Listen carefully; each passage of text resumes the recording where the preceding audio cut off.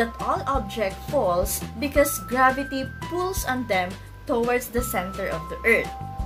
Look at this pen and look at this tumbler. What makes these objects stay at rest?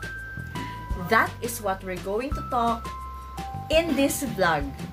Hello my dear students, welcome back to my YouTube channel. This is me, Teacher Tin, your science teacher for today's vlog. If you're new to this channel, don't forget to subscribe, like, and hit the notification bell for more updates in Science 8.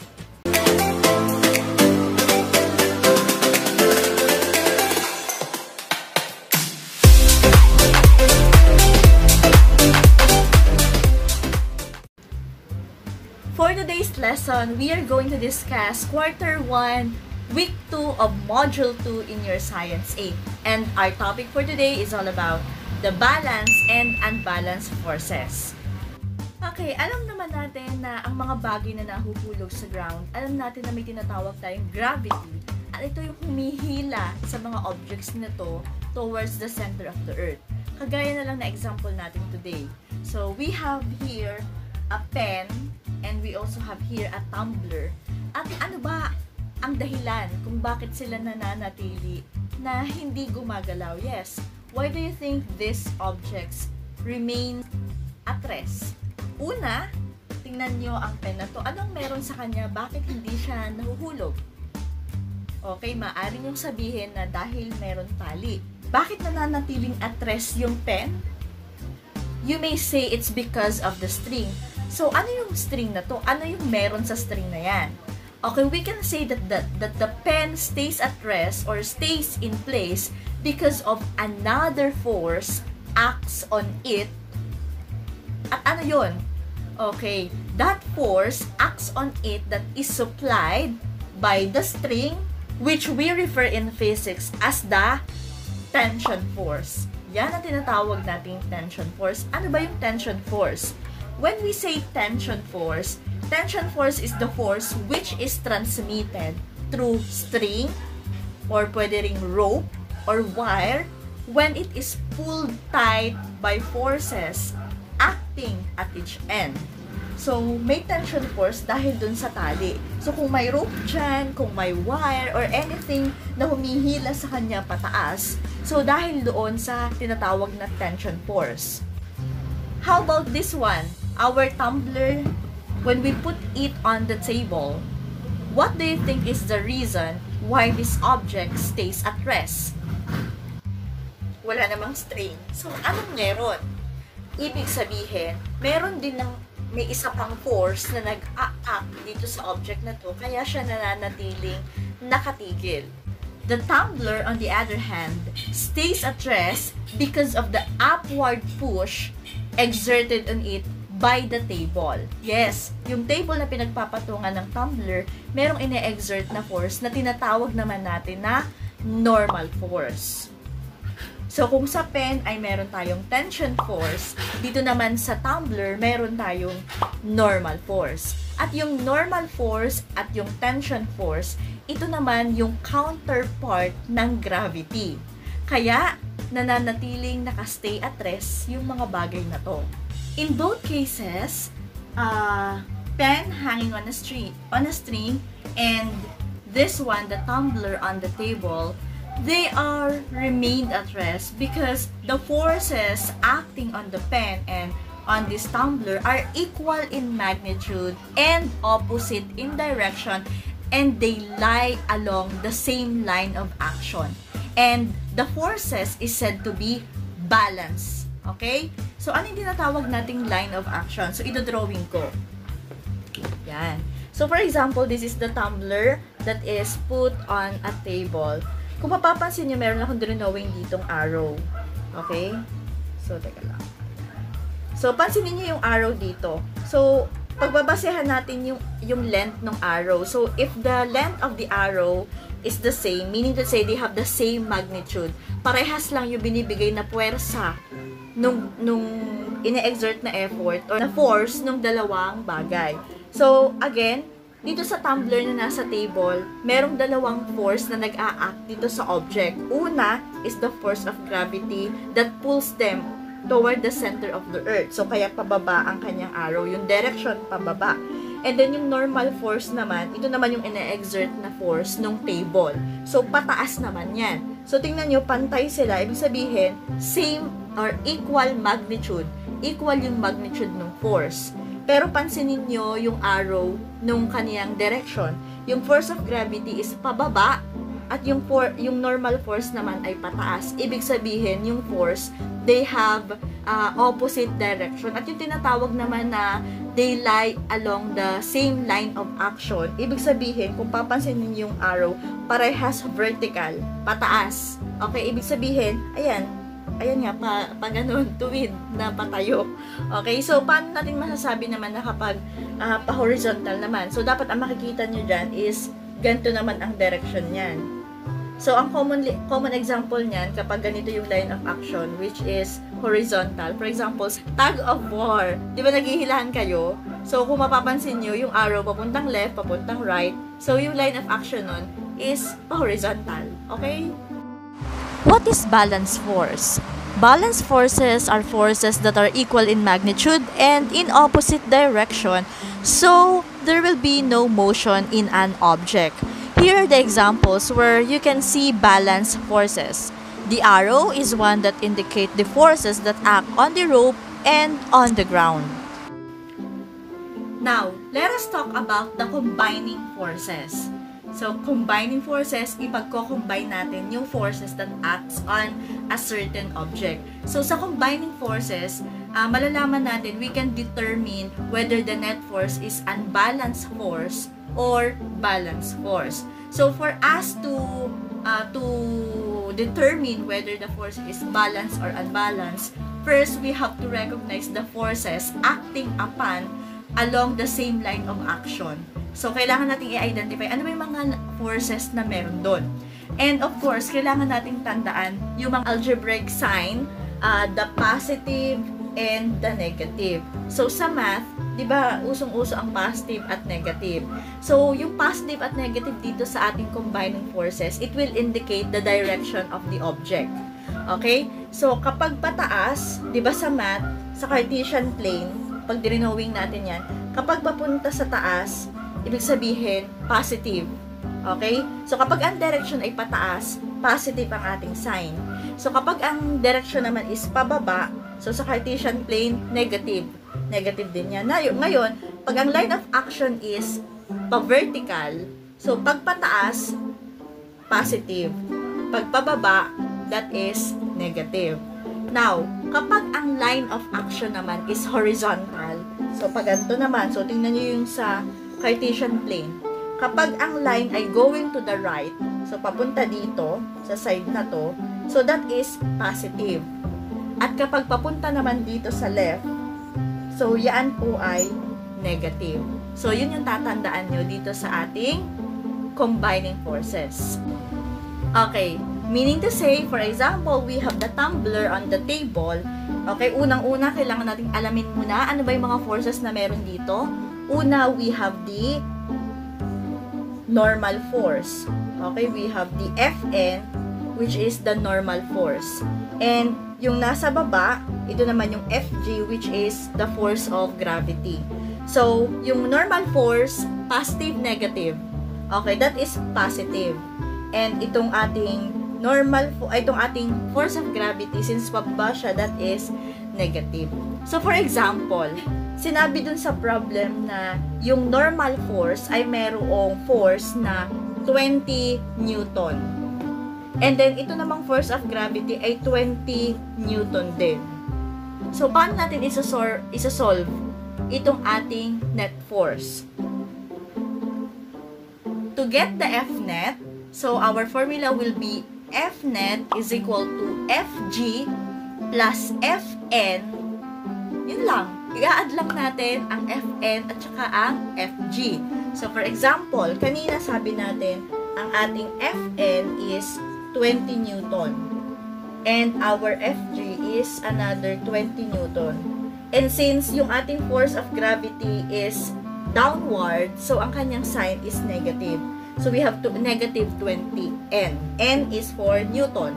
So, Fn, or Fnet, okay, Fn plus Fg. So, ano ba yung Fn natin? 20 Newton. Okay, ano yung Fg natin? That is negative 20 Newton. So, when we add 20, positive 20 Newton plus negative 20, and that will be 0. Na-cancel na, no? Kasi negative to eh.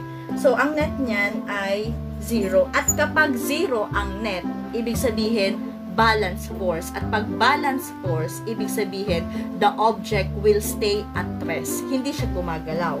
Same lang din yon dito sa ating ball pen.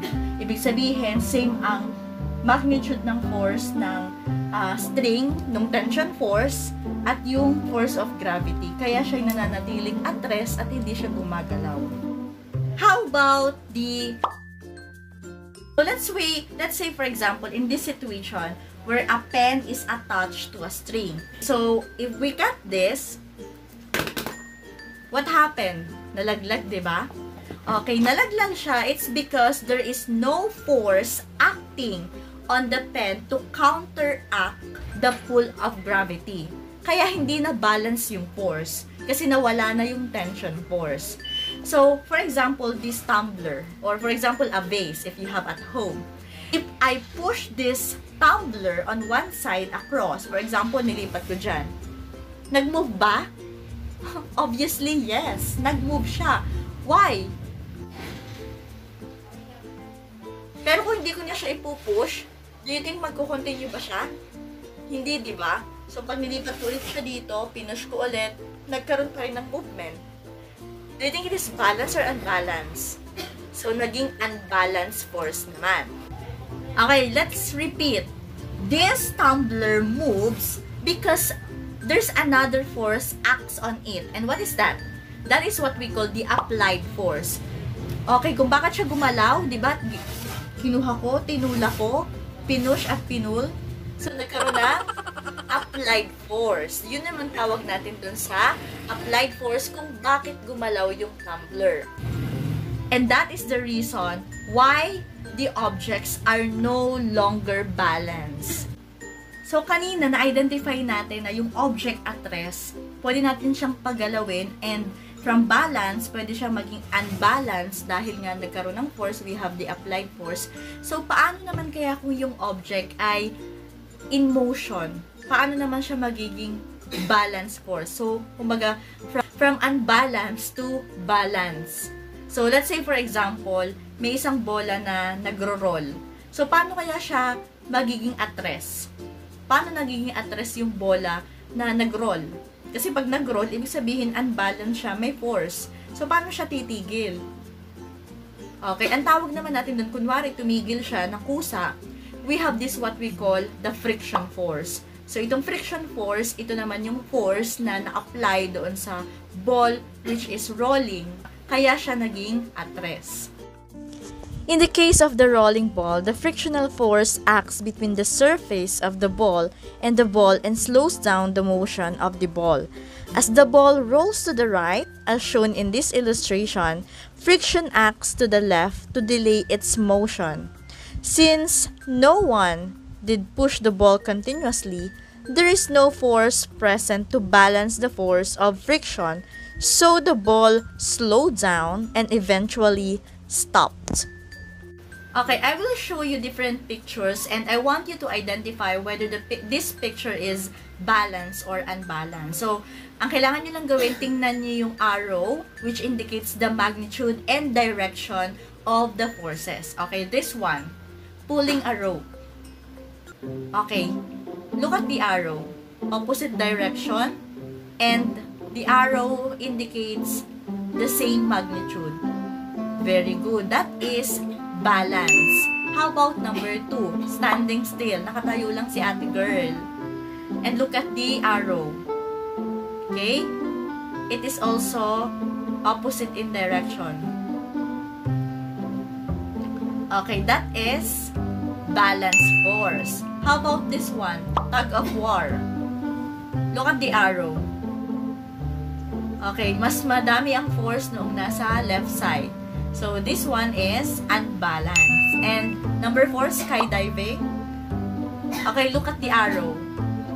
So, mas mataas ang magnitude ng gravity. Okay? So, this one is unbalanced also. That's correct. However, there is another force that acts on the ball along the horizontal line or along the force that makes the ball in motion. And ito yung tinatawag nga natin na friction force. So, ano ba yung friction force?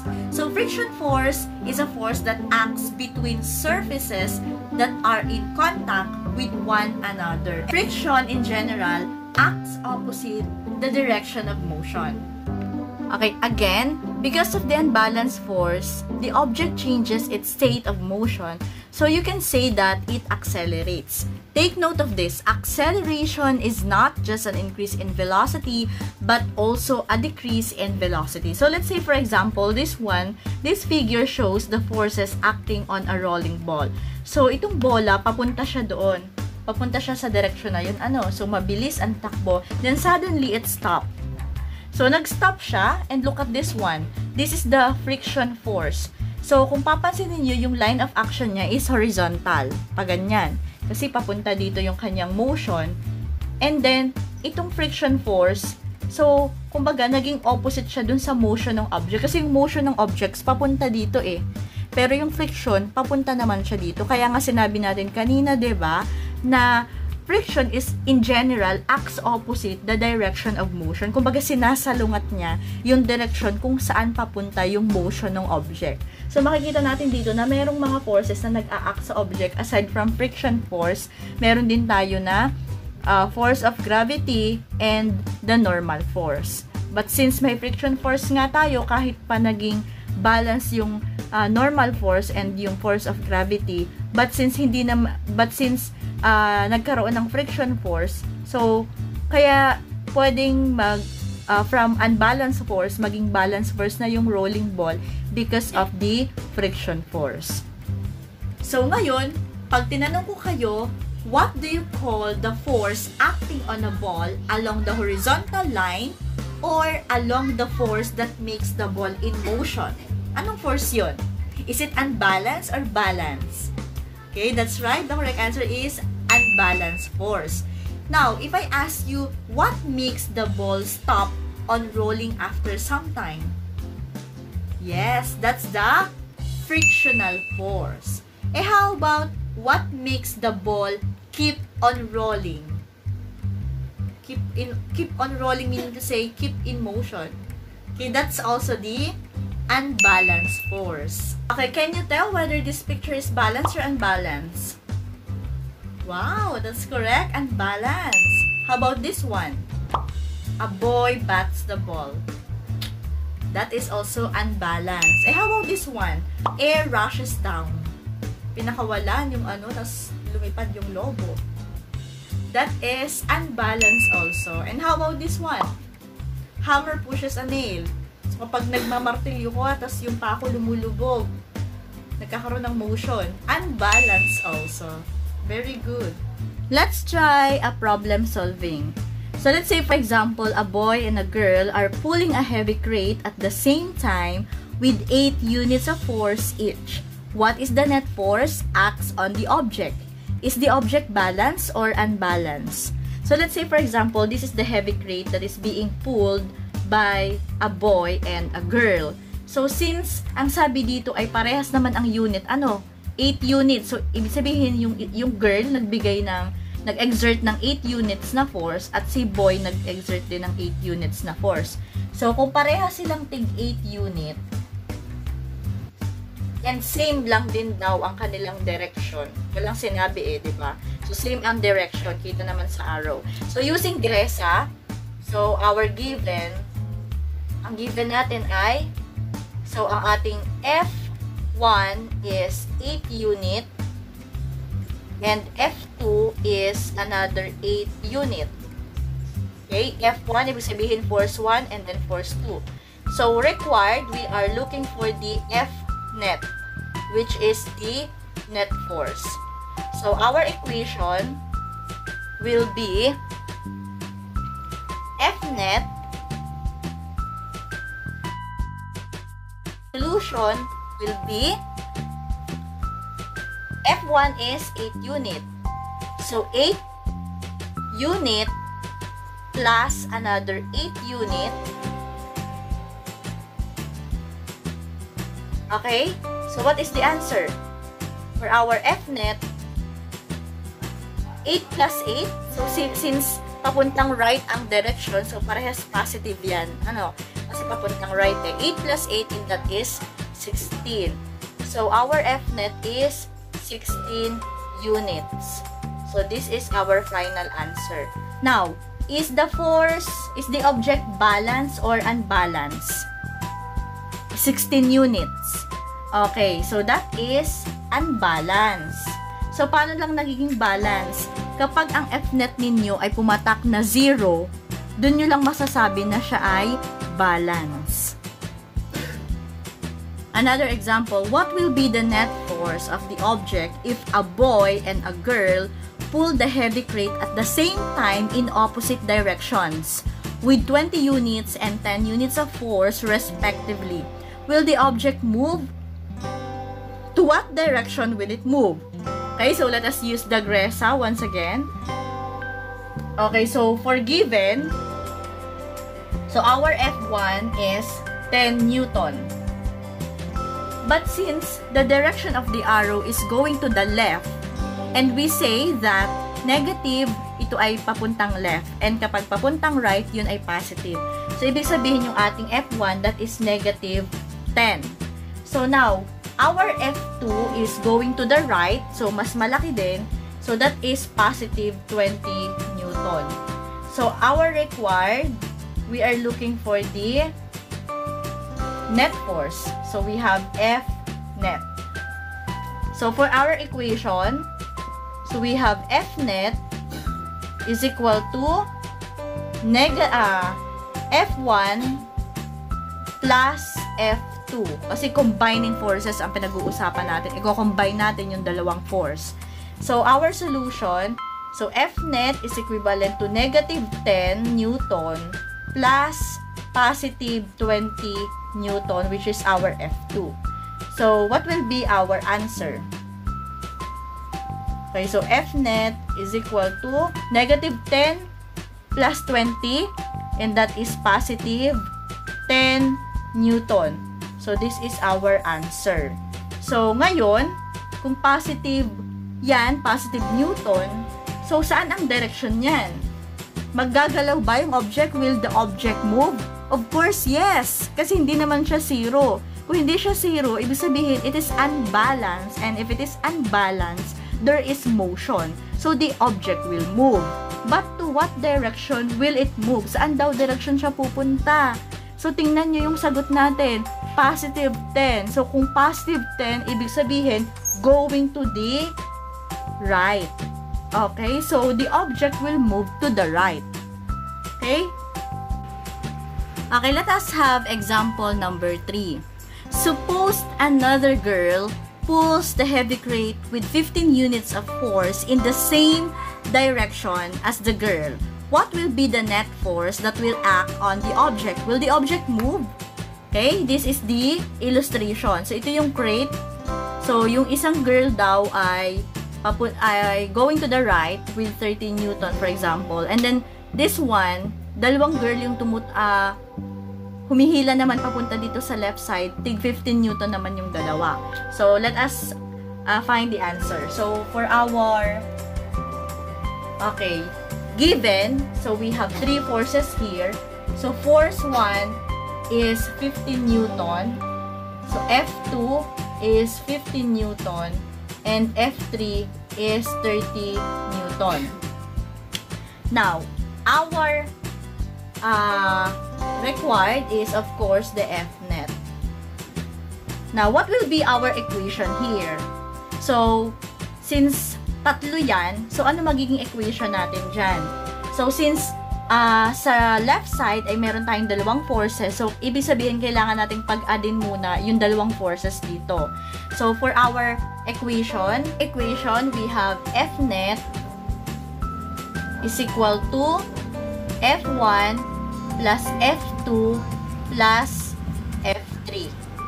Okay, our F1 is Okay, since the direction of the arrow is going to the left, so this will be negative 15. And this one is also negative 15. And since 30 Newton is going to the right, that will be positive. So, F1 plus F2, ibig sabihin is negative 15N plus negative 15N plus positive 30N. So, ano po ang sagot? So, syempre ito ay magiging negative 30N. Pag pinag-add natin ang negative 15 at negative 15, that is negative 30. Plus positive 30 Newton. Okay, so anong sagot po pag kinumbine natin? And that will be 0. So, our F net is 0 for our answer.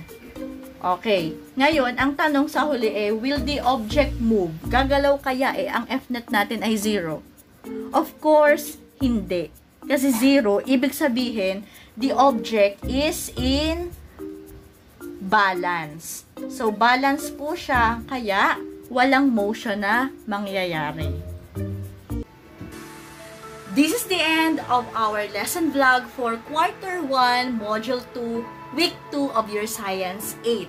So, in our next lesson vlog, we will discuss about factors affecting potential and kinetic energy for Week 3, Module 3. So, I hope you stay tuned in this channel for more activities, for more exercises, and for more discussion about lessons in Science 8. This is me, again, Teacher Tin, your science teacher for today's vlog. So, if you're new to this channel, don't forget to subscribe, like, and hit the notification bell for more updates in Science 8. Thank you so much for watching and thank you for subscribing. So, I hope na kung nakatulong sa inyong video na to, kindly leave your comment below. Binabasa ko yan lahat. At maraming salamat sa panonood. At sana ay kahit maunti ay nakatulong sa inyo ang vlog na to. Sana naintindihan yung lesson nyo for this week. And I hope to see you next time. I hope to see you on my next vlog for potential and kinetic energy. See you and have a good day. Oy, nag-subscribe ka na ba? Ang mag-subscribe nito, magiging honor student. Ayan!